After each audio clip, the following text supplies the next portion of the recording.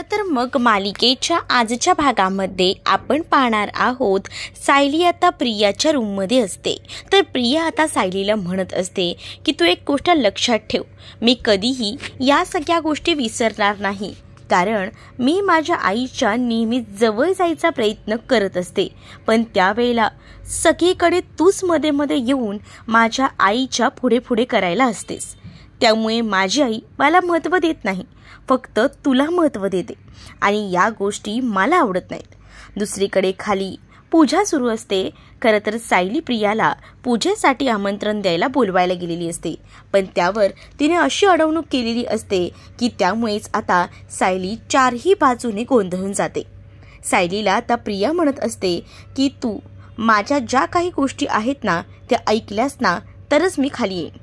माझ्या आईच्यामध्ये आणि माझ्यामध्ये तू यायचं पहिल्यांदा बंद कर, तेव्हाच मी तुझं सगळं ऐकीन, असं देखील आता म्हटलं जातं. मग काय, सायली म्हणते की खरंच असं पॉसिबल आहे का? म्हणजे तू माझं खरंच ऐकशील का? मी सांगते ते नीट लक्षात ठेवायचं. यानंतर तू काही झालं तरी पुन्हा या घरात यायचं नाही, माझ्या आईशी संबंध ठेवायचे नाही, मग मी प्रतिमा आत्यासोबत चांगलं वागेन. बघ मग काय विचार करायचा आहे ते. मी तर तुला ज्या गोष्टी जशा आहेत तशा सांगितल्या आहेत, मग तुला आता या गोष्टींचा विचार करायचा आहे की कशा त्या गोष्टी आचरणात आणायच्या आहेत त्यावर सायली म्हणते की ठीक आहे, जर तू प्रतिमा आत्यांसोबत चांगली वागणार असशील तर मी या घरात पुन्हा कधीही पाऊल टाकणार नाही, फक्त तू प्रतिमा आत्यांसोबत चांगलं वाग म्हणजे झालं. असं आता म्हटल्यानंतर इकडे प्रिया खुश असते. प्रिया म्हणते की मी तुला तेच तर सांगते, मी व्यवस्थित राहीन, पण तू इथे नाही आलीस तर. पण जर तू इथे सारखी येत राहिलीस ना तर प्रतिमा आत्याला त्रास दिल्याशिवाय मी शांत बसणार नाही, असं देखील ती आता म्हणू लागते. मग काय, बिचाऱ्या सायलीला आता सांगावंच लागतं आणि ती म्हणते की नाही, मी इथे येणार नाही. मग त्याचं वचन मला दे की तू इथे पुन्हा पाऊल ठेवणार नाही. जेव्हा तू वचन देशील तेव्हाच मी विश्वास ठेवेन, असं देखील आता म्हटलेलं असतं.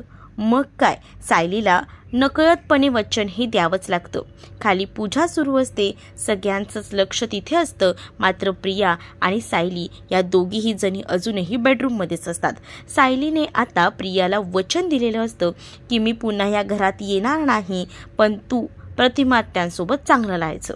मग काय, सायलीने वचन दिले म्हटल्यावर इथे आता या सगळ्या गोष्टी प्रिया त्याचा फायदा घ्यायचा ठरवते. मग काय, प्रिया आता सायलीचं ऐकते आणि खाली पूजेसाठी जायचं ठरवते.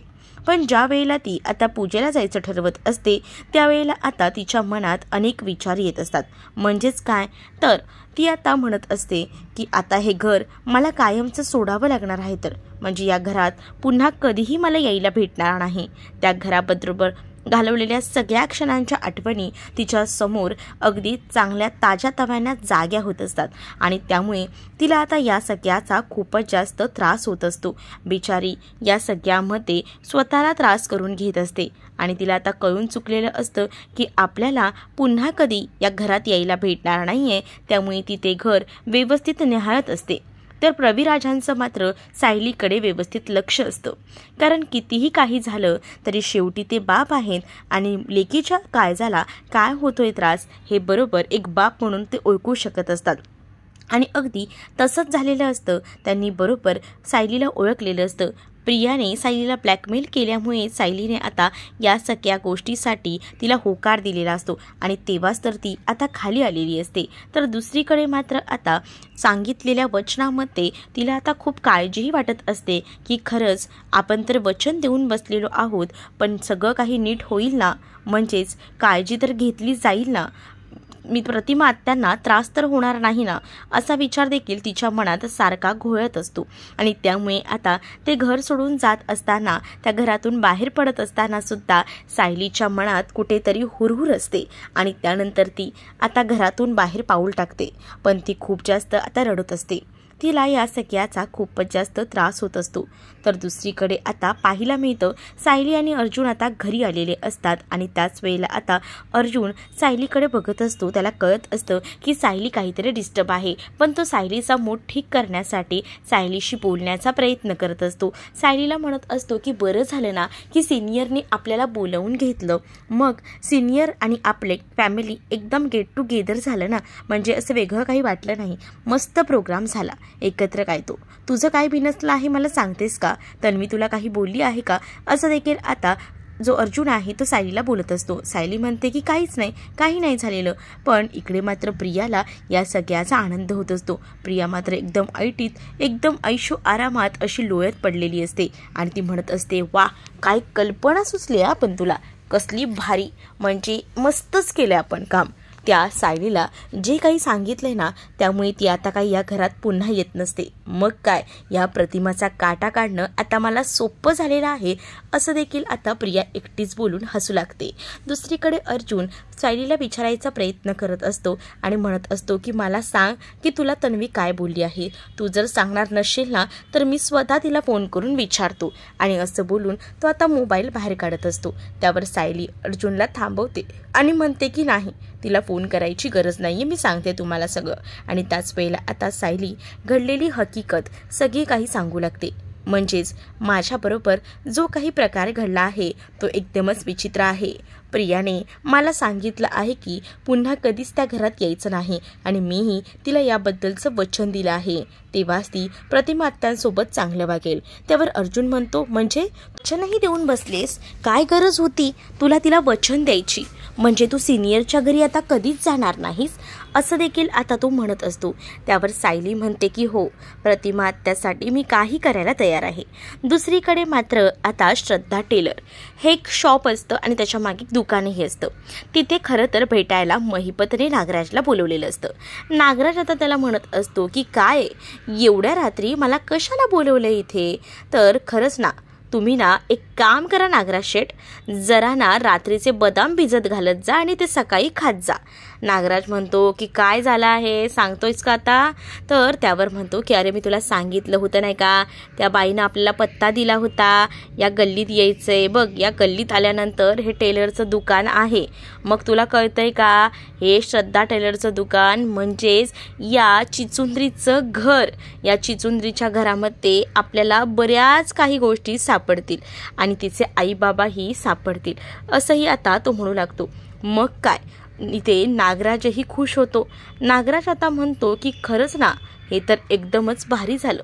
दुसरीकडे मात्र आता पाहायला मिळतं की इकडे अर्जुन सायलीला म्हणत असतो की सायली, हे तू खूपच विचित्र केलंस, असं करायला नको होतंस। सायली म्हणते की मला वाटत नाही की काय मी चुकीचं केलेलं आहे, कारण माझ्यासाठी प्रतिमा आत्यांचा जीव सगळ्यात जास्त महत्त्वाचा आहे, पण तू त्या प्रियावर विश्वास कसा काय ठेवू शकतेस? म्हणजे तू जर तिथे गेली नाहीस तर प्रिया खरंच काही करू शकणार नाही आहे का प्रतिमा आत्याच्याबद्दल? यावर तुझा इतका विश्वास? त्यावर सायली म्हणते, फक्त तिने प्रतिमा आत्याच्या बाबतीत काहीतरी चुकीचं करू दे, मग बघा मी तिची कशी वाट लावते ते, असं देखील आता सायली जी आहे ही अर्जुनला आता म्हणू लागते। त्यावर अर्जुनही म्हणतो, ठीक आहे, आपण बघूया काय काय घडते आणि ती कशी वागते ते, तू जरी नाही गेलीस तरी मीही जाऊ शकतोच की, असं अर्जुन आता सायलीला म्हणू लागतो। त्यानंतर आता इकडे सायली आणि अर्जुन झोपायची तयारी करत असतात। महिपतने आपल्यासोबत एका माणसालाही आणलेलं असतं, तर त्या माणसाला महिपतने आता त्या दुकानामध्ये चौकशी करायला पाठवलेलं असतं की त्यांचं नाव काय आहे, आडनाव काय आहे, कारण लोखंडे हे त्याला माहिती असतं। तर दुसरीकडे मुद्दामून तो गुंड जो आहे महिपतचा, तो चौकशी करण्यासाठी गेलेला असतो आणि महिपतचा माणूस जेव्हा तिथे जातो तेव्हा मुद्दामून उलटसुलट तपासणी करत असतो। दुसरंच आडनाव घेतो, ते कुठे राहतात असं विचारतो। त्यावर ते म्हणतात की ते मागच्या साईडला राहत असतील, इथे फक्त हे आमचं दुकान आहे, तुमचं हे लेडीज दुकान आहे का, म्हणजे तुम्ही कपडे शिवता का? तेवढ्यातच प्रियाची आई देखील बाहेर आलेली असते आणि ती म्हणत असते की हो आम्ही कपडे शिवतो, बोलून स्वतःबद्दलची माहिती ती ती आता देत असते. दुसरीकडे अर्जुन आणि त्याचसोबत सायली दोघंही जण बोलत असतात. ते दोघंही जण छान गप्पा मारत असतात. तर इकडे मात्र आता प्रियाची आई ना खूप जास्त पुढे पुढे करत असते आणि त्याच वेळेला आता इकडे महिपत जो आहे तो या सगळ्याचा व्हिडिओ आपल्या मोबाईलमध्ये रेकॉर्ड करत असतो. इकडे सायली आणि अर्जुन बोलत असतात. त्याच वेळेला आता अर्जुन सायलीला म्हणतो की सायली, मी तुला त्या गाठोड्याबद्दल सांगितलं होतं बघ, पण तिला ते गाठोड्याचं काहीच माहीत नाही की ते गाठोडं आपण तिकडनं गायब केलं आहे ते. त्यावर सायलीही हसू लागते. पण आता अर्जुनला प्रश्न पडलेला असतो की सायलीला ते गाठोडं तर मी दाखवलं होतं, पण जेव्हा सायलीने प्रियाचं गाठोडं पाहिलं होतं तेव्हा तिला त्रास झाला होता, पण आता तिला कोणताच त्रास झाला नव्हता या विचारांमध्ये तो हरवलेला असतो. दुसरीकडे महिपत आणि नागराज तिथं पोचलेले असतात आणि त्याच वेळेला आता त्या सगळ्या गोष्टीची पडताळणी करत असतात. तर तो माणूस म्हणजेच प्रियाचा बाप जो आहे ना तो सगळी इन्फॉर्मेशन देत असतो आणि म्हणत असतो की आमचं घर मागेच आहे आणि आम्ही पुढे हे असं दुकान चालवतो. महिपत या सगळ्याचा मोबाईलमध्ये व्हिडिओ रेकॉर्ड करत असतो. तर दुसरीकडे तुमचं नाव काय आहे असं देखील विचारलं जातं. त्यावर प्रियाचे बाबा जे आहे ते सांगू लागतात की माझं नाव सदाशिव लोखंडे. तर प्रियाची आई प्रियासारखीच पुढे पुढे करणारी ती सांगते की माझं नाव मैनावती लोखंडे. मग काय, प्रियाचे बाबा तर पाहतच राहतात. दुसरीकडे अर्जुन सायलीला म्हणत असतो की सायली, हे गाठोडं जेव्हा तू बघितलंस तेव्हा तुला वेगळं काहीच वाटलं नाही का? त्यावर सायली म्हणते की नाही.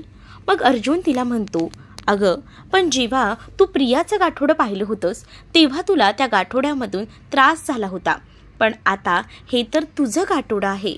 मग ह्या गाठोड्यामधलं जेव्हा तू सामान पाहिलंस तेव्हा तुला त्रास नाही झाला का? त्यावर आता सायलीही म्हणते की हो ना, मलाही तोच विचार पडतोय.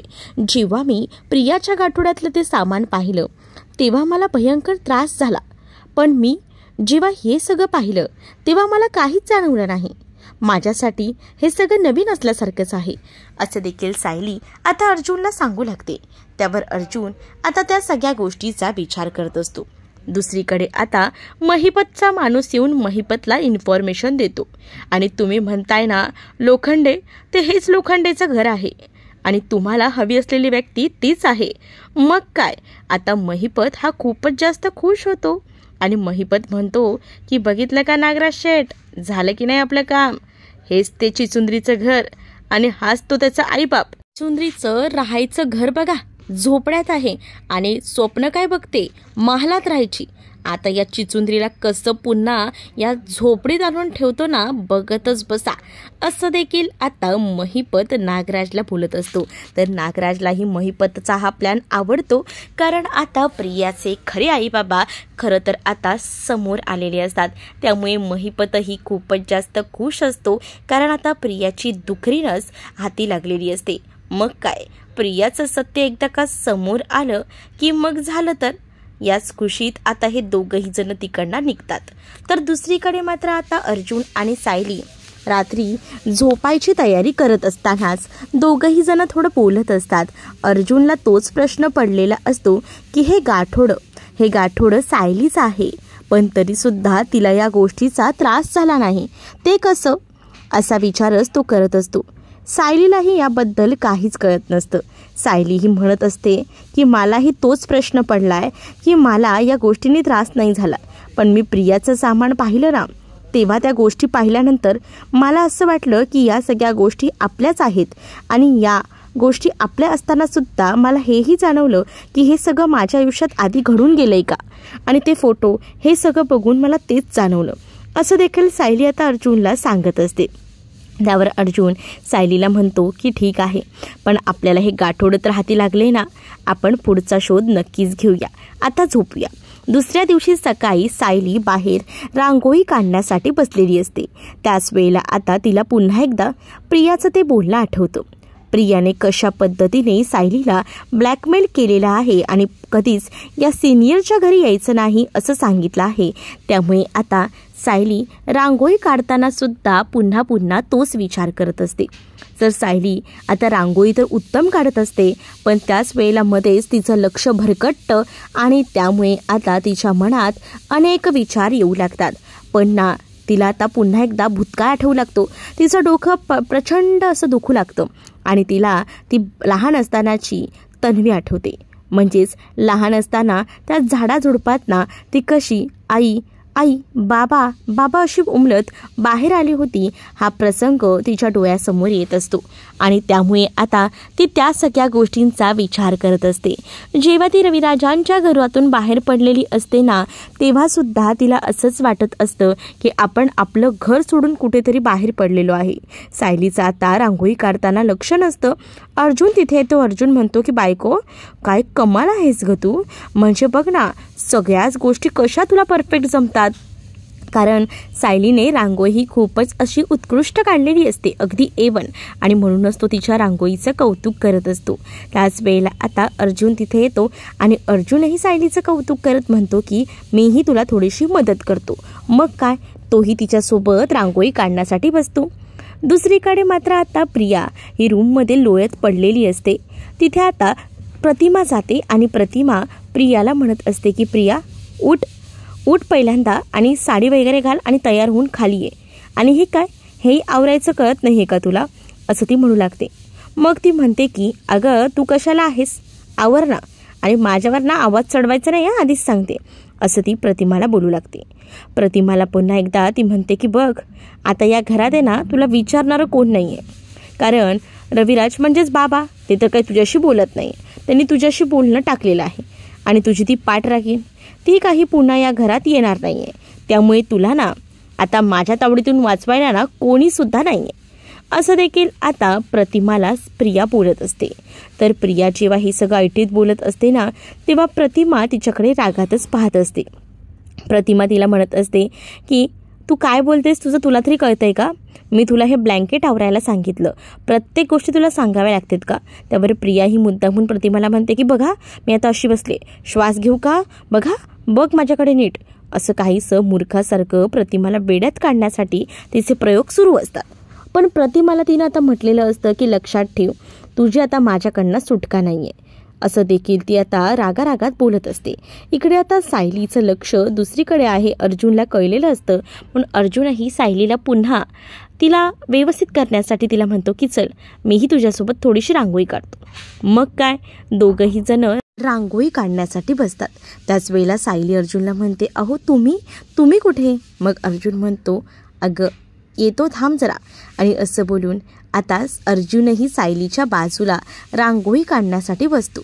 मग काय, सायली आता एकटक त्या अर्जुनकडे पाहत असते, कारण तिला अर्जुनसोबत खूप छान वाटत असतं. कारण अर्जुनना प्रत्येक सुखादुःखात तिच्या नेहमीच पाठीशी उभा असतो. इकडे मात्र आता प्रिया ही प्रतिमाला बोलत असते की बघा तुला ना आता वाचवायला कोणीही येणार नाही आहे, त्याच्यामुळे तुला ना निमूटपणे माझं ऐकावं लागणार आहे, आणि बाबाही तुला काही किंमत देणार नाही आहेत, एवढं लक्षात असू दे. त्यामुळे माझ्याशी बोलताना ना जरा नीट लिमिटमध्ये बोलायचं, असंही आता म्हटलेलं असतं. मग काय, असं म्हटल्याबरोबर प्रतिमा तिला बोलत असते की हो मला सगळ्या गोष्टी माहिती आहेत, कसं राहायचं आणि कसं नाही ते. मग काय, रविराजांनी आता हे सगळं बोलणं ऐकलेलं असतं. त्यामुळे रविराजांच्या लक्षात येतं की पाठराखीण म्हणजे ही सायलीबद्दल बोलते. सायली आता या घरात येणार नाही म्हणजे नक्कीच या दोघींचंही काहीतरी बोलणं झालेलं दिसते. काल रविराजांना सायलीकडे बघून थोडं वेगळंही वाटत होतं आणि ते कारण हेच असणार आहे. मग आता रविराज रागारागानं तिकडनं निघतात हे प्रतिमाला दिसतं. प्रतिमा आता रविराजांना थांबवायचा प्रयत्न करत असते, पण रविराज काही केल्या थांबायला तयार नसतात आणि त्यामुळेच आता रविराज जे आहेत ते रागाने निघतात, तर प्रतिमाही त्यांच्या मागे जायला निघते. इकडे सायली आणि अर्जुन रांगोळी काढत असताना सुंदर अशा गप्पासुद्धा मारत असतात. अर्जुन सायलीला म्हणत असतो की सायली हे सगळं तुला कसं जमतं गं. सायली म्हणते की हो मला या सगळ्याची पहिल्यापासूनच सवय आहे. मग काय, दोघंही जण एकत्र त्या रांगोळीत रंग काय भरत असतात आणि या सगळ्या गोष्टी एकत्र करत असतात. त्यामुळे आता सायलीलाही या सगळ्या गोष्टींचा थोड्या वेळासाठी का होईना विसर पडलेला असतो आणि त्यामुळे तीही खूपच जास्त आता आनंदाने त्याच्याकडे पाहत असते। तर पुढील भागामध्ये ना आपल्याला पाहायला मिळतं रविराजांना आता कळलेलं असतं की प्रियाने काय कांड केलेला आहे आणि त्यामुळे सायली ही कधीही घरात येणार नाही आहे। तर घरात कोण नाही आहे याचा फायदा प्रिया घेत असते आणि ती आता प्रतिमाला ओरडत असते आणि म्हणत असते की तुझी पाठ राखीन, आता काही इथे येणार नाही आहे, बघ आता तुला कसा सासूर वास देते ते। तेवढ्यातच आता प्रतिमा आणि हे सीन सुरू असताना रविराज येतात आणि रविराजांनी येताना सायलीला आणलेलं असतं आणि सायलीला जेव्हा ते घरी घेऊन येतात तेव्हा मात्र म्हणतात की सायली, हे तुझं आता घर आहे आणि तुझं हेच माहेर आहे आणि तुझा बाप म्हणून मी तुला सांगतोय की या घरात तू कायम यायचं। मी सुद्धा बघतो की तुला कोण अडवतं या घरात येण्या वाचून ते, असं देखील आता म्हटलेलं असतं। आणि जेव्हा हे सगळं काही घडत असतं तेव्हा मात्र आता रविराज सायलीला घरी घेऊन येतात आणि तिला माहेर आहे हे असं म्हणतात तेव्हा सायलीच्या डोळ्यातनं पाणी येतं। प्रियाला मात्र या गोष्टीचा राग आलेला असतो। प्रिया म्हणत असते की एवढं सगळं झालं तरी सुद्धा ही पोरगी पुन्हा या घरात आली, पण रविराजाने आणले म्हटल्यावर प्रिया काही बोलू शकत नसते। रविराज म्हणतात की माझी मुलगी याच घरात येत राहणार, ज्यांना नाही राहायचंय ना ते निघून गेले ना तरीही चालतील, असा प्रियाला टोला त्याने लगावलेला असतो। तर तुम्हाला भाग कसा वाटला हे नक्कीच मला कमेंटमध्ये सांगा आणि अशाच नवनवीन भागांसाठी आपल्या चॅनलला सुद्धा सबस्क्राईब नक्कीच करा। चला तर मग भेटूया पुढच्या भागामध्ये, तोपर्यंत टाटा बाय।